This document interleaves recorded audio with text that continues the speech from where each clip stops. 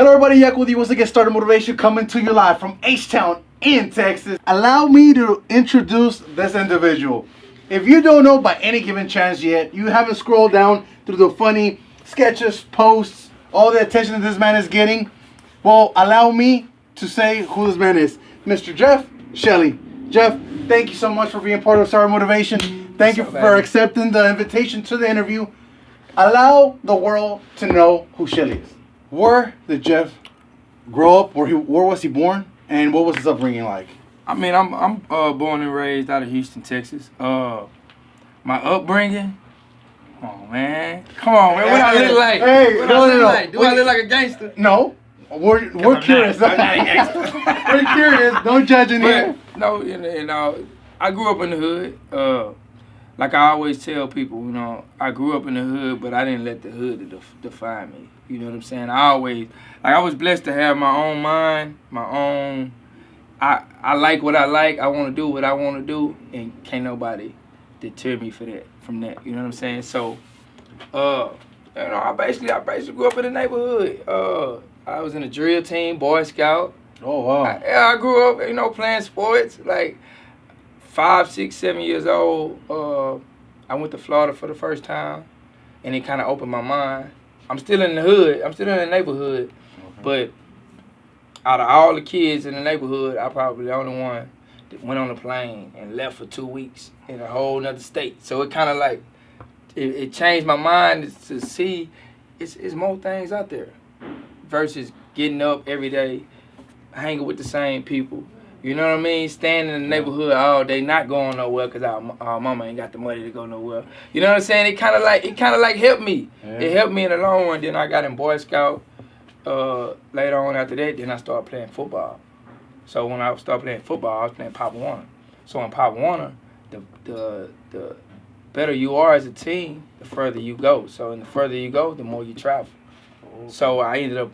I was going to Florida. I used to go to Austin every year, Dallas every year, San Antonio every year. Then I end up in Florida every year.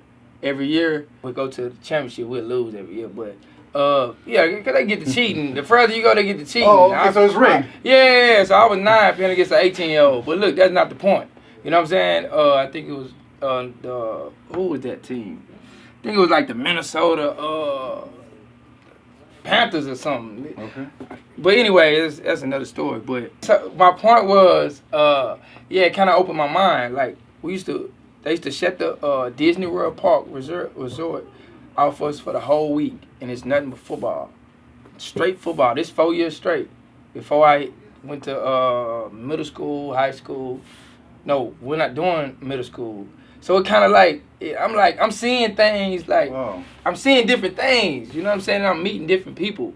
So it's like, I grew up in a neighborhood, but that's not going to define me. So they kind of made me. You know what I'm saying? So you basically traveling gave you a different perception because you met different people, different environment. Right.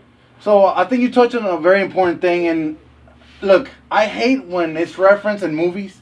Mm-hmm. And don't get me wrong, I love people that are trying to do good and trying to be role models, but the classic exposure of what growing up from a hood means is not what a lot of people see in Hollywood, right. A lot of people see on TV. Right. Yes, it's violent. Yes, there's things you don't wish your kids to see. Violence everywhere. Yeah, but as like you said, everywhere, right? It's just a different kind of, maybe a little bit harder environment to come out from. Right. And then, like you said, it opened your mind, traveling, experience something else. Right. So you living that and you experiencing a whole different environment, you had the ability to actually be able to recognize that, right? Right. So how important it is for you to, I guess, get out, try new things, get out your little zone, because you mentioned it's more than just hanging out with the same people every day or just going up to work. How important has changed for you?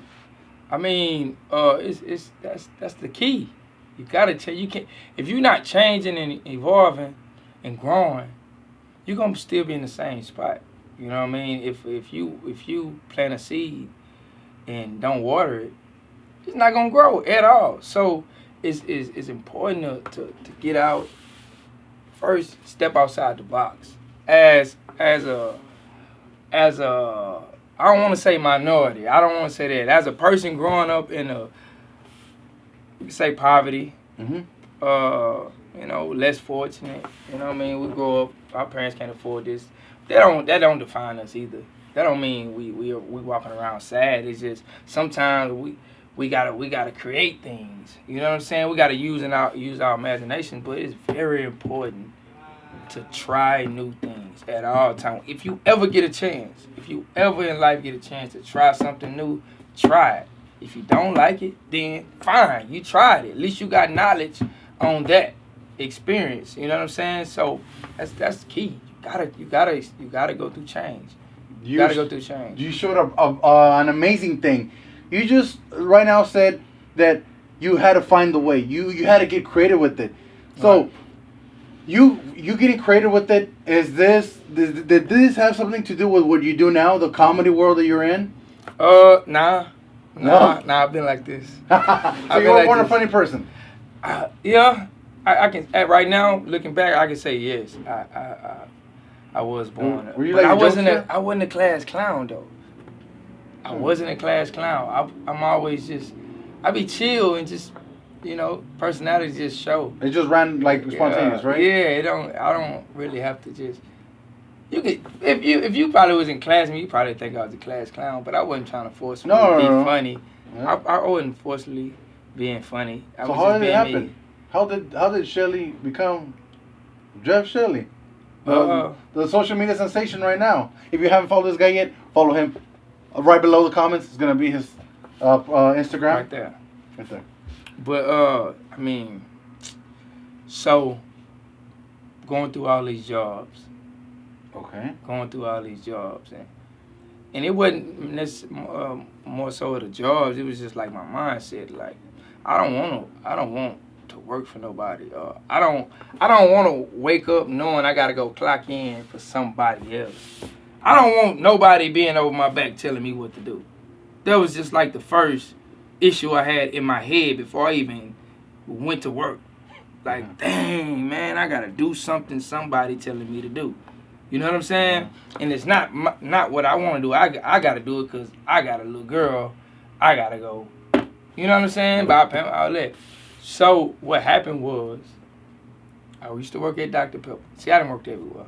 Okay. I didn't work everywhere. Trucking, hospital,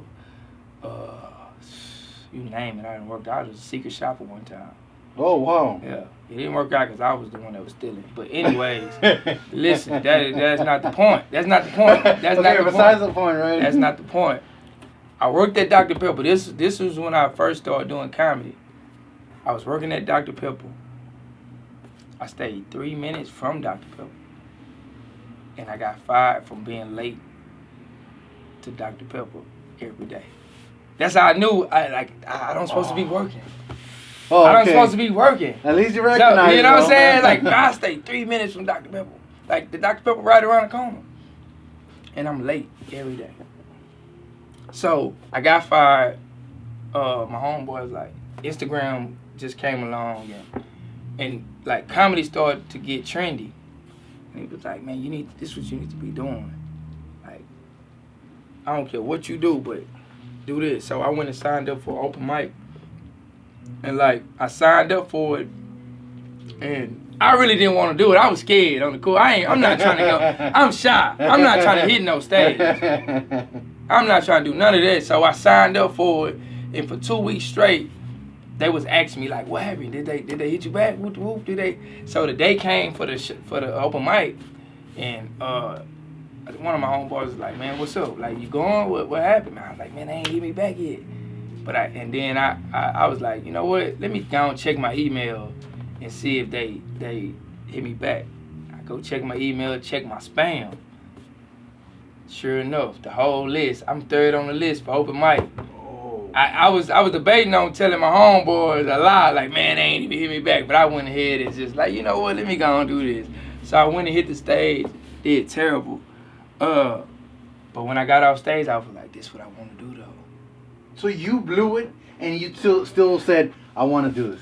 It's not necessarily that I blew it. I was funny, but I didn't know how to do it. Like, Oh, okay. like you can say material, but you might not say it the right way. I wasn't saying it the right way, so it wasn't that like I'm corny. They wasn't laughing.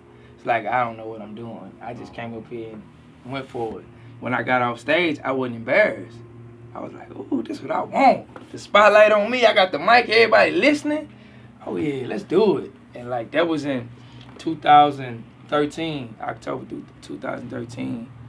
2 years after that, I started truck driving. I took a break, 10 months. 10-month break. And I went back to working again. This was with my homeboy, though. We was, like, close friends. Got me my own truck and everything. I done been all around the country driving the truck. So this how this came to a halt. I got my own truck. We get the truck serviced at a certain location every time. So this particular time we get the truck service.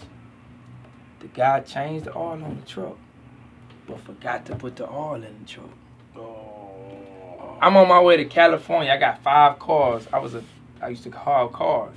I got 5 cars on the back. As soon as I leave off the lot, it just running it dry. It just shut down. So ever since then, November 2016, I'm here. So I really been consistent 4 years, well, going on 4 years now, at doing comedy for real. Okay. So once again, you didn't like what you were doing. You tried it in and out. Right. It's not working. Right. You had a taste of the comedy. You had a taste of the scene, and you said, "This is my thing. I gotta pursue it." Right.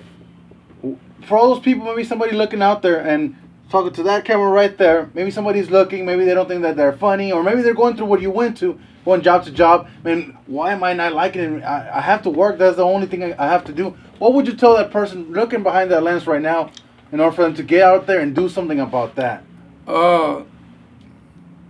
Get up, keep going, stay consistent. Don't ever give up. And just believe in yourself. It's just always believe in yourself. Every 3 hours, 4 hours, I try to say, I am a king. I try to pause, stop everything I'm doing, and talk to myself. I am wealthy. I am this. I am that. I am funny. I am consistent. I am, just so I won't veer off and think negative thoughts. So just keep in mind that it is possible. Like I can honestly say that I almost got my life taken away at one point. So I was 9 years. Well, I was probably like younger than that. Probably like 5, 6, 7 years old. One particular night, our house caught on fire for some reason. Our house caught on fire. For that night, I slept under the bed. Don't know why, don't know how. I slept under the bed, though. I was like, this the bed, and this was like, I was like right here on the edge of the bed. So the house caught on fire. Everybody got out the house but me. So my mama realized I wasn't outside with everybody. Came back in the house. Got me. House collapsed soon as we got out the house. So almost movie-like, Almost movie-like. I'm telling you, this is a true story. I was in the hospital for like a week. Wow. Yeah. And, people often see you on social media. They see the things that you do with the people that you do it with. And you would never, ever think that a young kid that night could have lost their life. And there would be no Shelley. No Shelley. No, none of this. Wow. Yeah. It just makes you really, puts everything you do into perspective. I keep that in the back of my mind, though. For me, myself, and my mama. You know what I'm saying? So that kind of keep me going a lot. So what helps Jeff stay motivated? Like I say, I kind of like motivate myself. You know what I mean? And I try new things to change. My goals that I wrote, writing my goals down, seeing them every day. You know what I mean? I got a daughter. I got a family. You know what I'm saying? So I use the things that's around me to continue to push every day and don't stop. That's what it is. That's what motivates me. You know what I mean? And people like you having more energy than me.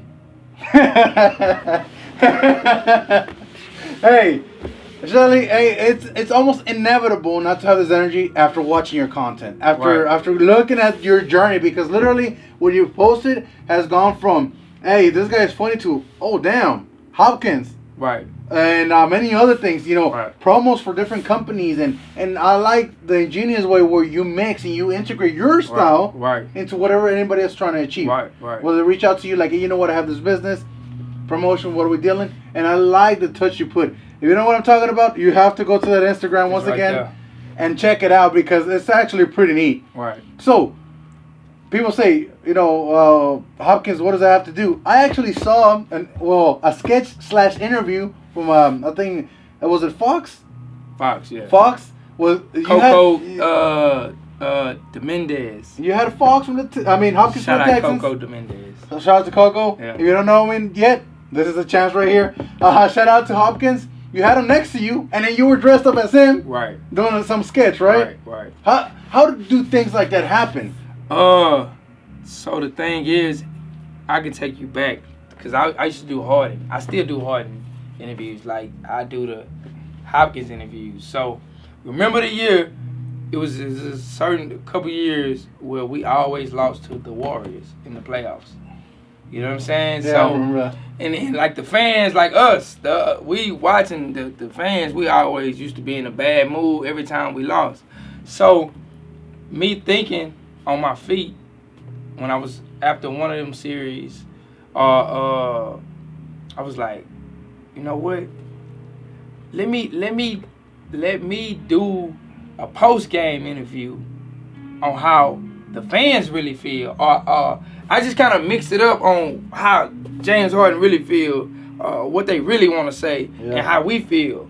You know what I'm saying? And once I did that, I posted that like at 3 in the morning. Uh-huh.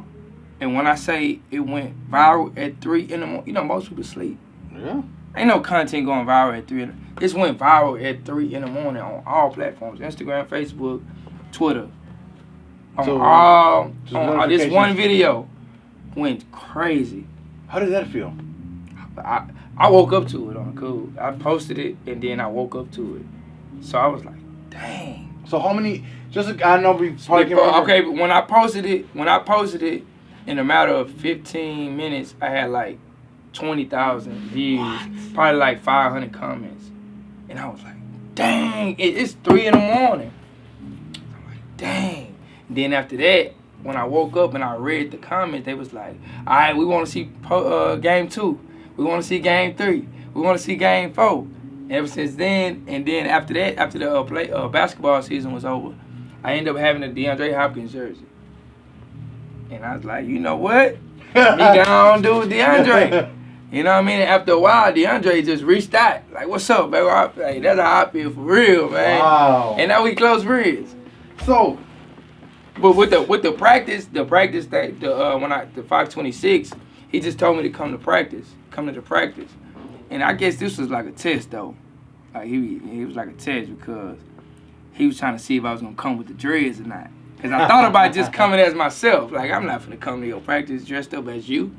You know what I'm saying? Yeah. But when I came, right after practice, he walked straight to me, told the news, come here. And it was just wow. So they tried to ask him a question, and he was like, all right, let me go and talk so then. So kind of like, here. Yeah. Let's see what you got. Yeah, and you seen it. Yeah, I seen it. That's all off the head. It wasn't nothing. So it's all improvised. Improvised. That was it. Wow. I didn't have time to write nothing. It was just. Let me tell you, man. When I legitimately tell people as it is, right? I'm respectful, but if I'm telling you, just like I've told shit to do, y'all two have something that I can't explain. Right. Something that's so organic that you have to be born with. Right. You can hone the skill, but you, for example, you've been born with something that, man, I can explain. It has to be a gene. Right. Because I don't have it. For real, right. Doesn't matter how I deliver a joke, it doesn't go that way. Right. Shelley, when I tell you, the reason why Shelley and me are here right now, shout out to my boy Kiati. He had an event. I went up to him. We talked. And he said, you know what? I'm up for it. I want to be part of what you got going on. I want the interview. I don't believe in coincidences. Everything is destiny. And just as you conduct yourself when you speak, you have that flow and that punch with a sketch or just your stand-up comedy. And major props, man. It's harder and harder nowadays to find what you got. Right. And the only reason why I bring the Hopkins deal is almost, I don't want to say Because I know you're just starting. You might think it's already rolling, but get ready, man, because it's about to hit full gear. Right. That was a pinnacle of where you're driving towards to. You're about to shoot out unbelievably, but I just had to bring that one because it's so funny. Right. I mean, people have to just watch it because we don't do it any justice. Right. Not even you that you're right here right now with me. Right. Right. So, at any given moment, talking about Hopkins, besides that moment, has any other moment been of clarity of like a whoa moment? Like when for you was it okay? It's on now. Like this is real. It's happening. When I was around Flavor Flav, I was like, God dang, I actually done something. I can't even say what I done with him because it haven't came out yet. But okay, no, keep it like that. I was like, dang, I'm really and he gravitated to me like out of everybody, like dang, you know what I'm saying? And I done been around a lot of entertainers. I've been in a lot of moments. Wow. They come up to me like. Well, what are some of Shelley's pet peeves? Maybe in the professional aspect. Some 3 things maybe you will tell people out there that they're trying to do what you do. Stay away from these 3 things. Do not fall into these 3 common mistakes or bad habits of your industry. Of my industry, this is being a comedian. Don't watch other people. Don't watch other people. Don't watch other people. So don't pay attention to other people. Meaning, you can study. I only say study. Don't get caught up into what somebody else is doing. Okay. Always focus on yourself 100% of the time. You know what I mean? And if you got an extra 5%, you can, But that. No worry, he'll chop this up. Okay. He said pet peeve, huh? No, or things you just recommend not to ever do. Don't watch people. Don't steal nobody jokes. Oh, man. Don't steal nobody jokes or content. I mean, they do it every day. Some people do it unknowingly. I just seen that before. Okay. Cause I didn't had that happen unknowingly. Like, you know what I mean? What else? I always wear rubber. Stay strapped. Your industry, man. That's just in general. You got to. Hey, listen. It is Jeff Shelley once again. Listen. Safe sex is the best sex. Like, I got a condom on right now. I know y'all might cut that, but actually, we're gonna leave it in there. It's organic. Because when you can make women laugh, everything else is. Protect yourself. Let's just put out protect yourself. Look after yourself. Be responsible. Be responsible. Okay. Wear it at all times. Don't care where you're at church. How much time we got? Shelley, the camera, all to yourself right there. Houston, the U.S., any other country. What is next on Shelley's schedule? What's coming up? What's popping? What's in the works?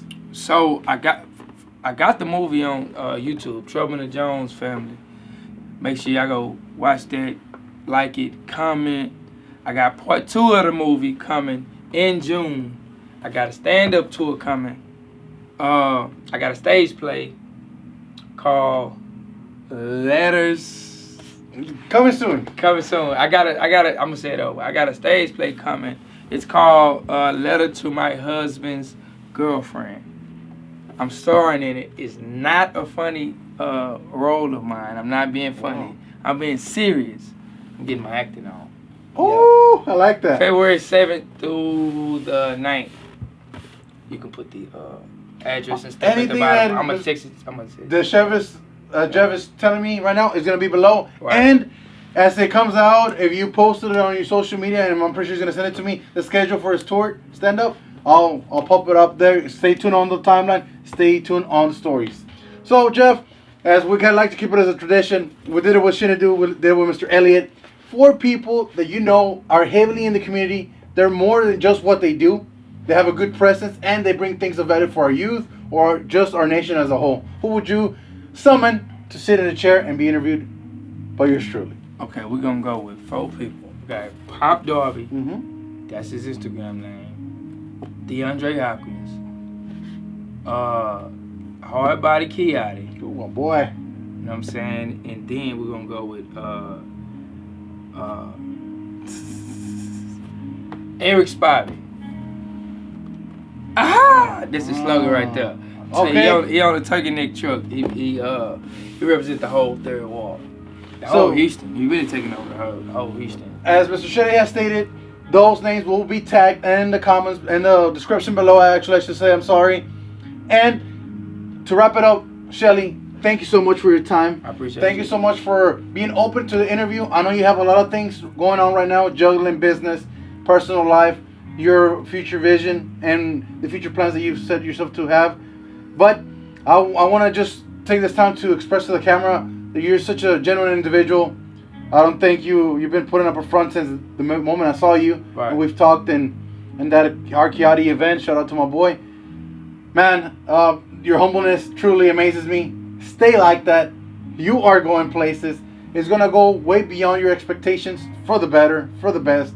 We at Star Motivation like to thank you formally, wish you the best, and if there's anything we can do, just reach out to me. You always have somebody that's going to be there for you anytime you need it, and this is the importance of building a relationship, right? Just the same way Mr. Shelley has been with other people, celebrities and everything. It all started with a conversation. Spark up the conversation. Shelley, Yako, Star Motivation, peacing out. Star Motivation. Can I say something? You go ahead. I need something right now. Can you take me home? Yeah. Oh yeah. We'll fix that. Hey, don't worry. Turn off the light switch. Let's load up the little truck. Shelley, Appreciate you, baby. once again, the camera's all yours. Take them out. I'm out. That's it. I gave it to y'all already.